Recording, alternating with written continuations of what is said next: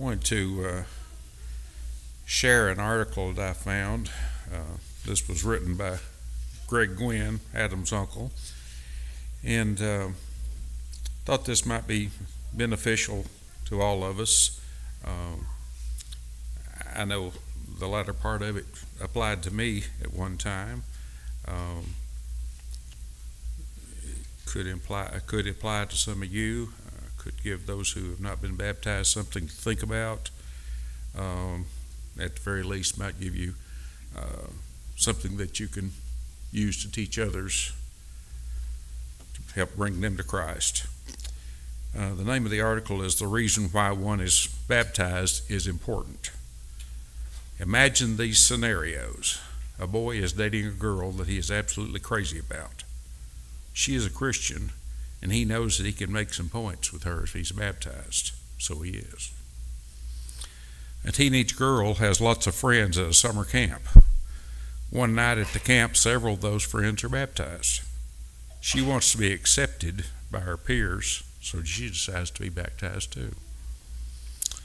A man works for a company owned and operated by a man who is a strong Christian. He begins attending church services to impress his boss. He knows that being baptized would be a very big deal to the owner of the company, so he decides to do it.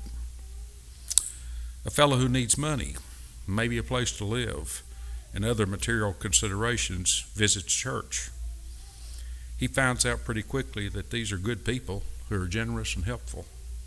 He figures that if he is baptized, even more goodies will come his way, so he goes forward to be baptized.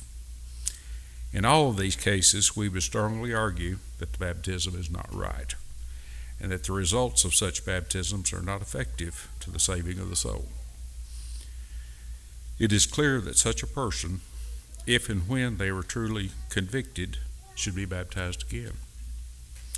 The root of the problem being, of course, the improper motivation of their initial baptism. Paul commended the Romans because they had obeyed from the heart in chapter 6, verse 17. It's interesting that the obedience in view in that context is baptism, chapter 6, 3 through 5. From this, we correctly argue that true and effective baptism must be for the right reason. Now, one more scenario. A man attends a denominational church that teaches baptism is not necessary for salvation. They claim that one is saved by faith only. Yes, they practice baptism, but their teaching is that it is done at some point after one is saved as an outward sign of an inward grace. In other words, a person is baptized because he has been saved, not in order to be saved. Many passages teach the error of this doctrine. Mark 16:16, Acts 2:38, 1 Peter 3:21, and Acts 22:16, and others.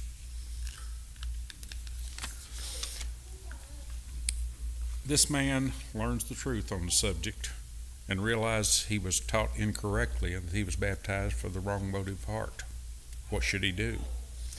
His situation is not essentially different from the one cited earlier. He's not obeyed from the heart because in his heart he did not understand what he was doing or why he was doing it. He should be baptized again for the remission of sins. Acts 2:38. Think. Just some things to consider there. When we come together, we always offer the Lord's invitation. If there's anyone here that's not become a Christian, we offer the opportunity to do that. If you have any other needs, please come forward as we stand and sing.